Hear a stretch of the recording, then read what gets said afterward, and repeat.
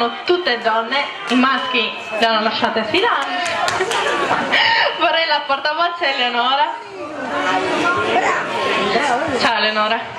Beh, come nasce questo gruppo? Allora, questo gruppo è nato circa 30 anni fa, ma si è ricostituito da 4 anni, diciamo.